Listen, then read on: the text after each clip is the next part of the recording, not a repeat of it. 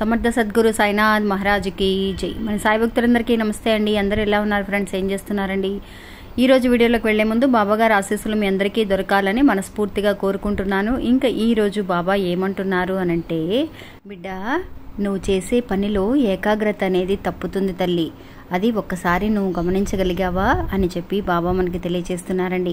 అంతేకాకుండా ఒక్కసారి నేను చెప్పబోయే ఈ కథని విను తల్లి. ఈసారి నుంచి అంటే నువ్వు చేసే ప్రతి పనిలోనూ ఏకాగ్రతకి ఆటంకాలు రావడానికి ఏంటి కారణం, అలాంటి ఆటంకాలు రాకుండా నేను చూసుకుంటాను తల్లి అని చెప్పి బాబా మనకి ఒక మంచి కథని అందజేస్తున్నారండి.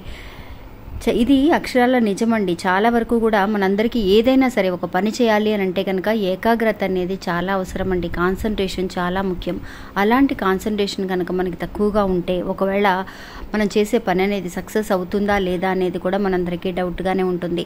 అందువల్ల అలాంటి ఏకాగ్రతని మనం కరెక్ట్గా చూపించగలగాలి అని అంటే కనుక బాబా చెప్పే మాటలు ఏంటి అనేది కూడా మనందరము తెలుసుకోవాలండి. ఇంకా బాబా చెప్పబోయే కథ ఏంటో వినడానికి ముందుగా మన ఛానల్ ఎవరైతే కనుక కొత్తగా చూస్తున్నారో వాళ్ళు ప్లీజ్ సబ్స్క్రైబ్ చేసుకోండి ఫ్రెండ్స్. మీకు వీడియో నచ్చితే కనుక ఒక చిన్న లైక్ చేసి సపోర్ట్ చేయండి. మీ ఫ్రెండ్స్ అందరికీ కూడా షేర్ చేయండి. సాధారణంగా మనం పెట్టే మన వీడియోస్ అన్నీ కూడా అండి చాలా మందికి కనెక్ట్ అవుతున్నాయని, అక్క మేము నిజంగా చాలా రిలాక్స్గా ఫీల్ అవుతున్నాము, రాత్రిపూట మీరు పెట్టే వీడియోస్ అన్నీ కూడా కథలు వింటూ పడుకుంటున్నాం అక్క అని చెప్పేసి మంచి మంచి మెసేజెస్ పెడుతూ ఉన్నారండి. మీ అందరికీ కూడా నేను చాలా పెద్ద ధన్యవాదాలు తెలియజేసుకుంటున్నానండి. మన బాబా గారి ఆశీస్సులు మనందరికీ ఉన్నంత వరకు మన కుటుంబం అనేది ఇలాగే జీవితాంతము ఉంటుందండి. ఇంకా సాధారణంగా అండి మనందరికీ తెలుసండి, ఏదైనా ఒక పని చేసేటప్పుడు నిజంగా బయటికి వెళ్ళేటప్పుడు చేసే పనుల కంటే మన ఇంట్లో మనం ఒకసారి ఒక గురువారం నాడు పూజ చేయాలి అని అన్నా, లేదంటే గనక ఇంకేదైనా సరే కాన్సన్ట్రేషన్గా చదువుకోవాలి అని అన్నా, పెద్దవాళ్ళైనా సరే పిల్లలైనా సరే అండి, మనం చేసే పని కరెక్ట్గా దాని మీద మనకి ఏకాగ్రతని నిలపాలి అని మనం అనుకొని స్టార్ట్ చేస్తాం ఏ పనైనా సరే. కానీ అండి ఒక 5 నిమిషాలు మనం కాన్సన్ట్రేషన్ చేస్తాం, ఆ తర్వాత ఆటోమేటిక్గా మన మైండ్ అనేది వేరే రకంగా ఆలోచించడం కానీ, వేరే మనుషులు ఇలా అన్నారు అలా అన్నారని కానీ అలా ఆలోచిస్తూ ఉంటాం. కాన్సన్ట్రేషన్ అనేది వేరే చోటకి వెళ్ళిపోతూ ఉంటుంది. అలా ఎందుకు వెళుతుంది? మనం ఎందుకు కరెక్ట్గా ఒక పని మీద ఒక 10 నిమిషాలైనా సరే కాన్సన్ట్రేషన్ చేయలేకపోతున్నాము అనే ఒక విషయాన్ని మనందరము కూడా ఖచ్చితంగా తెలుసుకోవాలండి. ఇంకా బాబా చెప్పబోయే కథ ఏంటి అనేది కూడా మనందరము తెలుసుకుందాం.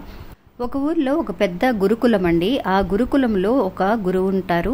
ఆ గురువు దగ్గర చాలామంది శిష్యులండి పాఠాలు నేర్చుకోవడానికి వస్తూ ఉంటారండి. అక్కడ పాఠాలు నేర్చుకునే పిల్లలు ఒక్కొక్కళ్ళు ఒక్కో రకంగా ఉంటూ ఉంటారు కదా. వాళ్ళల్లో ఒక శిష్యుడండి నిజంగా ఎప్పుడూ కూడా విచారంగా కూర్చుని ఆలోచిస్తూ ఉంటాడనమాట. ఏంటి నాయన ఎందుకు ఇలా విచారంగా ఉన్నావు అని చెప్పి ఆ గురువు అడిగినప్పుడల్లా, అయ్యా ఏమీ లేదయ్యా, నా మనసు ఏమీ బాగోలేదు, ఏమీ లేదు అని చెప్పేసి చెప్తూ ఉంటారనమాట. కానీ ఏ పని మీద కూడా అంటే ఆయన చెప్పే పాఠాలు సరిగ్గా వినిపించుకోడు. ఏదైనా సరే ఆయన విద్యా బుద్ధులని అంటే మనకి ఎలాంటి విషయాలు నేర్చుకుంటే మనకి మంచిది అని చాలా వరకు కూడా గురువులకి తెలుస్తుందండి. ఇలాంటి సమయంలో ఈ పని చెయ్యాలి అని చెప్పి మనం చెప్పిన ముఖ్యమైన విషయాలు కూడా అతను గమనించలేకపోతూ ఉంటాడనమాట. అందువల్ల ఆ శిష్యుడిని ఒకరోజు పిలిచి తన గురుకులానికి పిలిచి, అంటే తను గురువు గారు ఉండే ఇంటికి పిలిచి, అయ్యా నువ్వు ఒకసారి రేపొద్దున మా ఇంటికి రా, నీతో కొంచెం మాట్లాడాలి అని చెప్పి ఆ శిష్యుడితో మాట్లాడతాడండి. మాట్లాడినప్పుడు అప్పుడు ఆ శిష్యుడు చెప్తాడనమాట, గురువు గారు నేను నిజంగా కాన్సన్ట్రేషన్ చేయలేకపోతున్నాను, అంటే నా ఏకాగ్రత అనేది పాఠాల మీద ఉండటం లేదు, నేను నిజంగా అసలు ఏమీ కూడా ముందుకు సాగలేకపోతున్నాను జీవితంలో అని చెప్పేసి ఒక నిరాశగా మాట్లాడుతూ ఉంటాడండి ఆ శిష్యుడు.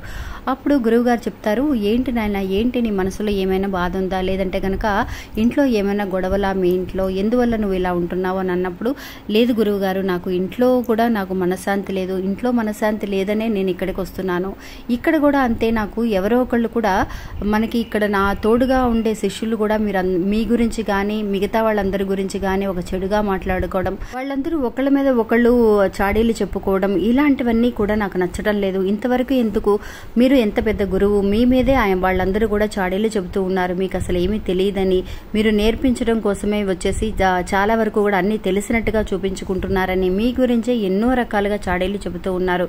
నాకు ఇక్కడికి రావటం కానీ ఇంట్లో మన ఇంట్లో ఉండటం కానీ, అంటే మా ఇంట్లో కూడా అనేకమైన ప్రాబ్లమ్స్ ఉన్నాయి, మా సమస్యలు ఉన్నాయి, అవన్నీ కూడా నేను పట్టించుకోకుండా ఇక్కడికి వస్తే ఎక్కడ కూడా మనశ్శాంతి లేకుండా ఉంది స్వామి. అందువల్ల నేను ఇంకాస్త దూరంగా ఇంకెక్కడికైనా సరే వెళ్ళిపోదామని అనుకుంటున్నాను స్వామి. నాకు మీరు అనుమతిస్తే గనక నేను వెళ్ళిపోతాను ఇక్కడి నుంచి అని చెప్పేసి ఆ శిష్యుడు చెప్తాడండి. అలా చెప్పినప్పుడు ఆ గురువు అంటారు, నవ్వుతారండి. ఆయన చాలా చిన్నపిల్లలు ఎలాగైతే గనక ఏమీ అర్థం కాకుండా మాట్లాడుతూ ఉంటారు, అలా మాట్లాడినట్టుగా ఆ గురువు గారికి అనిపిస్తుంది. సరే నాయన, అందరూ అలా అంటున్నారా, సరే నీ మనసు ఏదో చాలా వరకు కూడా బాధపడినట్టుంది. సరే అయితే నువ్వు ఒక పని చెయ్యి, రేపొద్దున నా దగ్గరికి రా, నీకు ఒక విషయాన్ని చెబుతాను. నా కోసం ఆ ఒక్క చిన్న పని మటుకు చేసేసి నువ్వు అనుకున్న చోటికి, నువ్వు ఎక్కడికైతే వెళ్ళాలని అనుకుంటున్నావో అక్కడికి నువ్వు వెళ్ళు, నేను అనుమతిస్తాను, నీకు నేనే పంపిస్తాను దగ్గరుండి అని చెప్పి ఆయన చెప్తారండి. సరే అని చెప్పేసి అంతేనా గురువు గారు, సరే అయితే వస్తాను, మీకోసం నేను ఇది కూడా చేయలేనా, ఖచ్చితంగా చేస్తాను గురువుగారు అని చెప్పి తెల్లవారుజామునే ఆయన గురువుగారిని కలవటానికి వస్తారండి. వచ్చినప్పుడు ఆ గురువుగారు చెప్తారనమాట, నాయన ఒక స్పూన్ తీసుకురా, ఒక చిన్న స్పూన్ ఉంటుంది కదా, ఆ స్పూన్ తీసుకొని అందులో నువ్వు ఆ స్పూన్ నిండుగా కొంత నీళ్లని నింపి ఈ గురుకులం మొత్తము కూడా ఒక్కసారి నువ్వు తిరిగిరా అని చెప్పేసి, ఆ గురుకులం చాలా పెద్ద గురుకులం అండి, ఆ గురుకులం చుట్టూతా కూడా నువ్వు ఒక్కసారి తిరిగేసిరా అని చెప్పేసి చెప్తారనమాట శిష్యుడికి. ఇది ఏంటి, ఇది చాలా అంతేనా గురువు గారు, దీనికోసమైనా నన్ను పొద్దున్న రమ్మన్నారు, మీకోసం ఏదో చేయమన్నారు అని అంటే నేను ఇంకేదైనా కష్టమైన పనేమో అనుకున్నాను, ఇది చాలా ఈజీ అయిన పనే కదా గురువుగారు, సరే ఇవ్వండి, నేను ఎందుకు ఇలా చేయమంటున్నారు అని అన్నప్పుడు, లేదు నాయన నువ్వు ఫస్ట్ నువ్వు చేసిరా, అందుకు కారణం ఏంటి అనేది నేను చెబుతాను, నీకే అర్థమవుతుంది నేను చెప్పడానికి ముందుగానే అని చెప్పి ఆయన చెప్తారండి.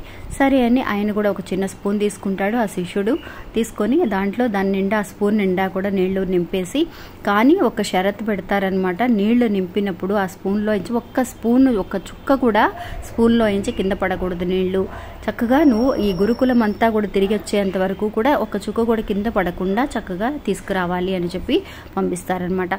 సరే గురువుగారు అలాగే చేస్తాను అని చెప్పేసి చెప్తాడనమాట. చెప్పినప్పుడు అతను కూడా నడవడం అనేది బిగించేస్తారు. అంటే ఆ గురుకులం అంతా కూడా తిరుగుతూ ఉంటాడు, ఆ స్పూన్లో నుంచి నీళ్లు ఒక్క చుక్క కింద పడకుండా చక్కగా తిరిగేసి వస్తారనమాట. తిరిగేసి అలాగే చూపిస్తారనమాట, ఎక్కడా కూడా ఒక చుక్క కింద పడి ఉండదు. అప్పుడు గురువుగారు అడుగుతారు, నాయన ఎక్కడైనా ఒక చుక్కన్న కింద పడిందా నీళ్లు అని అంటే, లేదు గురువుగారు ఎక్కడ పడలేదు, మీరు కూడా చూడండి అని చెప్పేసి అని అన్నప్పుడు, నాయన నువ్వు ఇక్కడ స్పూన్లో నుంచి ఒక చుక్క కింద పడకూడదు అని చెప్పి నీ ఏకాగ్రతని ఆ స్పూన్ మీద ఎలా అయితే కనుక నువ్వు ఉంచగలిగావో, అలాగే నువ్వు చేసే పనిలో ఏకాగ్రతని ఉంచాలే కానీ మిగతా వాళ్ళు చాడీలు చెబుతున్నారు, వీళ్ళు చాడీలు చెప్తున్నారు, నాకు మనశ్శాంతి లేదు, ఇంట్లో సమస్యలు ఉన్నాయి, ఆ సమస్యలు ఉన్నాయి అని చెప్పేసి నువ్వు బాధపడుతున్నావే కానీ నీ సమస్య ఏంటి, నువ్వు ఏం సాధించాలని అనుకుంటున్నావు, ఇప్పుడు నేను అన్నానని చెప్పి ఈ స్పూన్లోంచి ఒక చుక్క నీళ్లు జారకుండా నువ్వు కాపాడడానికి ఎంత ఏకాగ్రతనైతే నువ్వు పెట్టగలిగావో, అటువంటి ఒక ఏకాగ్రతని నువ్వు చేసే పనులు ఎందుకు ఉంచలేకపోతున్నావు, నువ్వు ఉంచగలిగినప్పుడు ఆ ఏకాగ్రతలో నువ్వు ఉన్నప్పుడు నీకు మిగతా విషయాలు ఏమైనా కనిపించినాయా అంటే, ఆ స్పూన్లోంచి నీళ్లు కింద పడకుండా ఉండాలి అని ఏకాగ్రతతో ఉన్నావు కదా, అలాంటి సమయాల్లో పక్కన వాళ్ళు ఏదో మాట్లాడుకుంటూ ఉన్నారు, నీ గురించి చెబుతూ ఉన్నారు, అయినా సరే నువ్వు ఏమి పట్టించుకోకుండా ఎలా అయితే నేను చెప్పాను కదా నా విషయాన్ని నువ్వు చేసి చూపించావో, అలాగే నువ్వు అనుకున్న ఈ గురుకులానికి వచ్చావు విద్యాబుద్ధులు నేర్చుకోవటం కోసం, నువ్వు దాని మీద మటుకే కాన్సన్ట్రేషన్ చెయ్యాలి కానీ ఆ ఏకాగ్రతలోంచి నువ్వు బయటికి రాకూడదు. మిగతా వాళ్ళు 100 మాటలు చెబుతారు, సరే నువ్వు అప్పుడు అన్నావు నేను వేరే చోటకి వెళ్ళిపోతాను గురువుగారు నన్ను పంపించేయండి అని, సరే నువ్వు వెళ్ళిన చోట ఇలాంటి మనుషులు లేకుండా ఉంటారా, ఎక్కడైనా సరే మనుషులు ఉంటారు, మనుషులు ఎవరైనా సరే వాళ్ళు చేసే తప్పులు వాళ్ళకి తెలియవు, ఎదుటి వాళ్ళని నిందించడమే వాళ్ళు పనిగా పెట్టుకుంటారు. అందువల్ల అలాంటి మాటలు కనుక నువ్వు పట్టించుకుంటే గనక నీ ఏకాగ్రత అనేది ఖచ్చితంగా తప్పుతుంది, ఏ పనిలోనూ నువ్వు కాన్సన్ట్రేషన్ అనేది నువ్వు చేయలేవు అని చెప్పి ఆ గురువు గారు ఆ శిష్యుడికి చెప్తాడండి. ఇది అక్షరాల నిజమా కాదా అనే ఒక విషయాన్ని మనందరం గమనించగలగాలండి.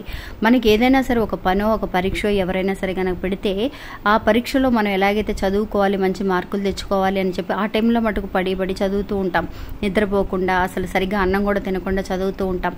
అటువంటి సమయంలో మిగతా విషయాలలో ఎందుకు కాన్సన్ట్రేషన్ చేయలేకపోతున్నాం, మిగతా వాళ్ళు మనం ముందుకు వెళ్ళటానికి ఒక పని చేయడానికి ఇలాంటి ఆటంకాలు వస్తూనే ఉంటాయి, కానీ అవన్నీ మనం పట్టించుకోకుండా మన పని మీద మనకు ముందుకు వెళ్ళగలిగితే ఖచ్చితంగా జీవితంలో సక్సెస్ అనేది చూస్తూ ఉంటాం.